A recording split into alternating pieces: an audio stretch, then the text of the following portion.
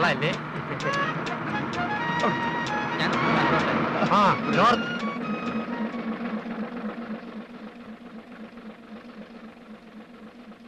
Amitabh ബച്ചന്റെ poster ഇറങ്ങുന്നില്ലേ? ഞങ്ങൾക്ക് എറണാകുളത്ത് ഇറങ്ങണ്ടേ. എറണാകുളം ഇത് നോർത്ത്. അയ്യേ, എറണാകുളം അറിയത്തില്ലേ? അറിയാവുന്നോണ്ടാ പറഞ്ഞത് നോർത്ത്. എന്നാ ഈസ്റ്റ് പോട്ടെ. ഈസ്റ്റ് വെസ്റ്റ് ഒന്നുമില്ല, ഇവിടെ വരെ ബസ്സുള്ളൂ. അയ്യോ, ഈ അമിതാഭ് ബച്ചൻ എവിടാ വരുന്നേ? അമിതാഭ് ബച്ചനോ? ഇയാൾക്കൊന്നും അറിഞ്ഞൂടാ. അമിതാഭ് ബച്ചനെ അറിയില്ലേ? നിങ്ങൾ എവിടെന്നാ വരുന്നത്? കാക്കനാട് കാക്കനാട് നോർത്ത്. അമിതാഭ് ബച്ചൻ എറണാകുളത്ത് വന്നിരുന്നു. അത് 1 മാസം മുമ്പ്. ഷൂട്ടിംഗ് കഴിഞ്ഞ് തിരിച്ചു പോവുകയും ചെയ്തു. അയ്യോ, അപ്പൊ നമ്മൾ 1 മാസമായി അവിടുന്ന് ഇറങ്ങിയിട്ടല്ലേ? 1 മാസം മുമ്പുള്ള പേപ്പറാണ് നമ്മൾ കണ്ടതെങ്കിലോ? അതായിരിക്കും ശരി. ഈ ബസ്സിന് എപ്പോഴാ തിരിച്ചു പോകുന്നത്? ഇനി രാവിലെ ഉള്ളൂ, 5:30. ഓ, അപ്പൊ ഇതാണോ 5:30ക്കുള്ള വണ്ടി? ഇറങ്ങ. ഇതിലെ ഇറങ്ങ. ഇതിലെ കഷ്ടമായി പോയി. അതെ, എല്ലാവരും ഒന്നിച്ച് നിക്കണേ, കൂട്ട് പിരിയരുത്. ഇവിടുന്ന് എത്ര ദൂരം വരും? നമ്മളിപ്പോ ബസ്സിൽ വന്നില്ലേ, അത്രയും ദൂരം വരും. നടക്കുമ്പോ കുറച്ചുകൂടെ കൂടും. കാണാൻ എന്തായാലും ബ്യൂട്ടിഫുൾ. അത് പിന്നെ വലിയ പട്ടണമല്ലേ? ഇനി ഇവിടെങ്ങാനും കിടന്ന് രാവിലെ തിരിച്ചു പോകാനേ. അയ്യോ, ഈ റോഡിലോ? വാ, ഞാൻ സ്ഥലം കാണിച്ചു. അയ്യോടാ, മഴ പെയ്തോ? അയ്യോ, മഴ പെയ്തല്ല, ഈ ലൈറ്റ് കാരണം നമുക്ക് തോന്നുന്ന.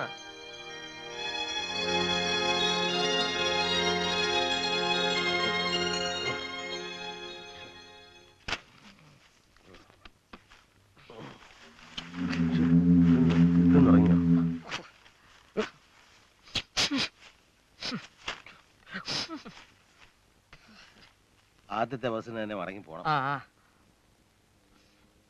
ലവനോടെ? ലവനെ ആര്? നമ്മള് 4 പേരില്ലായിരുന്ന? ഇപ്പോഴും 4 പേരുണ്ടല്ലോ. 1 2 3 4. അല്ലെന്നില്ല, അവനില്ലടേ. ഒന്ന് ചുമ്മാ കേട്ടാ. 1 2 3 4 4. സഹിക്കാൻ വയ്യ, എന്നാ പോലും അറിഞ്ഞൂടാ. 1 2 3 4. ശരിയാണല്ലോ, 4 പേരുണ്ടല്ലോ. 1 2. അത് ശരിയാകില്ല. നമ്മുടെ ഭാഗവതരി. അതെ, തൊട്ടിയ. അല്ല, ആകെ പ്രശ്നമായല്ലേ? എന്ത് പ്രശ്നം? നമുക്ക് പോവാം. അവനെ നമ്മൾ കൂട്ടിക്കൊണ്ടു വന്നൊന്നുമല്ലല്ലോ, നമ്മുടെ കൂടെ കൂടിയതല്ലേ. അതുപോലെ വേറെ ആരെങ്കിലും കൂടെ കൂടി കാണും എന്ന് വെച്ച് അവനില്ലാതെ അങ്ങനെ തിരിച്ചു ചെല്ലും. 4 പേര് ഒന്നിച്ച് പ്രാന്താശുപത്രിയിൽ നിന്ന് പുറത്തിയാടി. 3 പേര് തിരിച്ചു ചെന്നു. 4-അവൻ എവിടെ? കൊന്നു. ആര് കൊന്നു? നമ്മള് കൊന്നു. എപ്പോ? അതല്ല, അവരങ്ങനെ കരുതുന്നു പറയായിരുന്നു. അതുകൊണ്ട് അവനില്ലാതെ നമുക്ക് പോകാൻ ഒക്കില്ല. ദൂരെ എങ്ങും പോകാൻ ഇടയില്ല. നമുക്ക് അന്വേഷിക്കാം. ചേട്ടാ, ഇത് സിറ്റിയാണ്.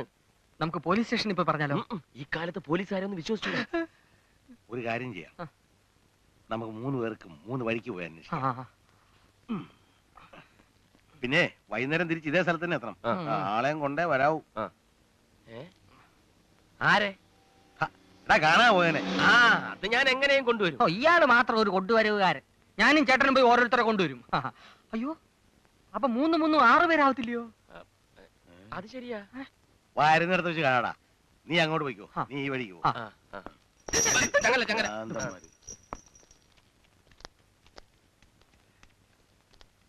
Hello, good morning.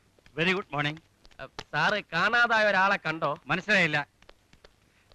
നല്ല വെളുത്ത ഒരാള്, വെള്ള മുണ്ടും ജുബ്ബയൊക്കെ ഇട്ട്. സാർ ഒന്നുകൂടെ ഒന്ന് ആലോചിച്ച് നോക്ക്. ഈ പാട്ട് പാടാൻ അറിയാവുന്ന. Good morning. തനിക്ക് എന്ത് വേണം?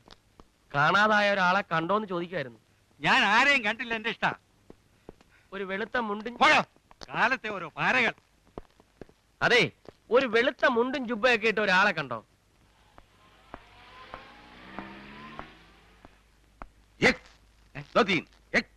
എന്താടോ? പോലീസാണല്ലേ? എന്താ കണ്ടിട്ട് മനസ്സിലായില്ലേ? ഞാൻ മിലിറ്ററിയാ. സാറെന്താ രാവിലെ ഇവിടെ? രാവിലെയോ? ഇന്നലെ രാത്രി മുതൽ നിൽക്കാൻ തുടങ്ങിയതാ. മന്ത്രി ഇതിലേ പോകുന്നു. മന്ത്രി ഇതുവരെ പോയില്ലേ? ഇല്ല. ഒരു കാര്യം ചോദിച്ചോട്ടെ, ഈ പാട്ടും പാടിക്കൊണ്ട് ഇതിലേ പോകുന്നുണ്ടോ? പാട്ടും പാടി മന്ത്രിയോ? അല്ല, ഒരാള്. ഇല്ല. അതെ, എന്റെ ഒരു ഫ്രണ്ടാ. തലയ്ക്ക് നല്ല സുഖമില്ലാത്ത ആളാ. രാവിലെ നോക്കുമ്പോ ആളിനെ കാണാനില്ല. കുഴപ്പക്കാരനൊന്നുമല്ല, ഞാൻ അവനെ അന്വേഷിച്ചിറങ്ങിയതാ. ഇതിലെ അങ്ങനെ ആരും പോയിട്ടില്ല. ആരും പോയിട്ടില്ലേ? ഇല്ല. Thank you. വരട്ടെ. ഏയ് അവിടെ വന്നേ, നീ വന്നേ. പാടുവോ? ഇല്ല. എന്നാ പോയിക്കോ.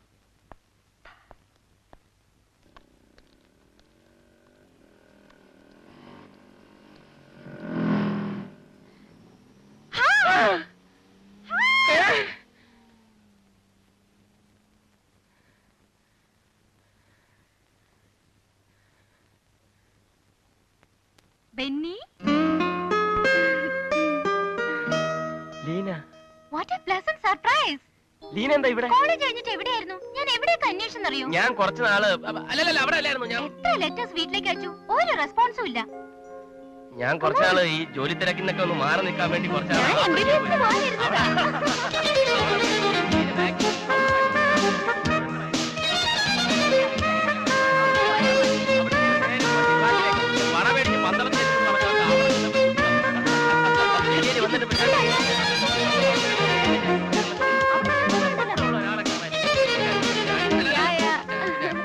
ചാടിയതല്ല, ഞങ്ങള് ആഫ്രിക്കയിൽ വെച്ചുള്ള പരിചയത്തിന്റെ പുറത്ത്.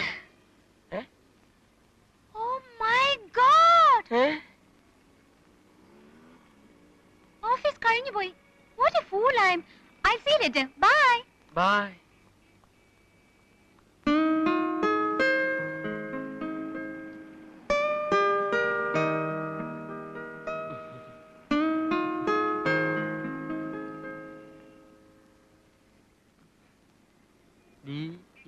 BAR beer.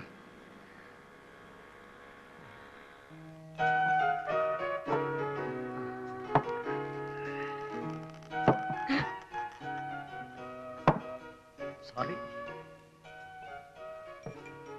2 large. 2 large rum. Sir 2 large.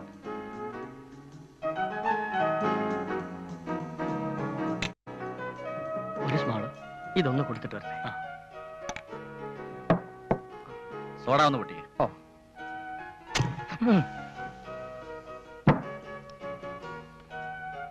ഒരു സ്മോൾ അല്ലേ സാർ?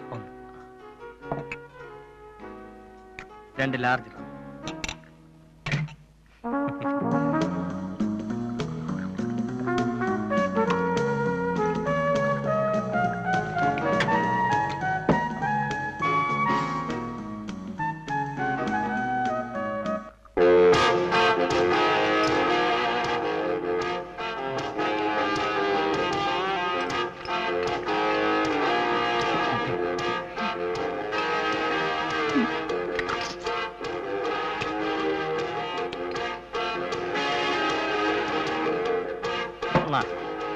സോഡ ഒഴിക്കണോ? ബിയറിന്റെ കൂടെ ആരെങ്കിലും സോഡ ഒഴിച്ചോളൂ.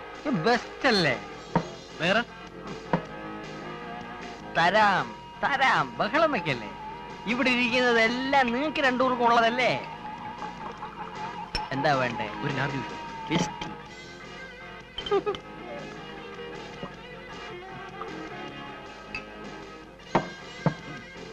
മതി. പറയട്ടെ, വലിയ ഉപകാരം സാർ. ബില്ല്. Thank you. കാശ് കൊടുത്തിട്ട് പോണം. 245 രൂപ 50 പൈസ.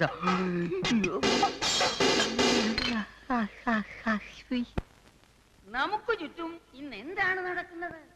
എങ്ങും വർഗീയ സംഘർഷങ്ങൾ, മതസൗഹാർദ്ദം പാടെ തകർന്നിരിക്കുന്നു.